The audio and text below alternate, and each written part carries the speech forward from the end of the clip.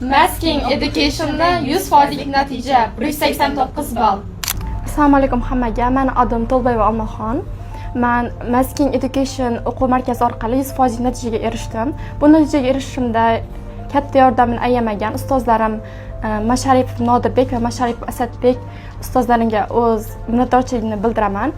Men Masking o'quv markazini ijtimoiy tarmoqlarda juda ham ko'p kuzatar edim va u yerni bitiruvchilarga havas qilar edim.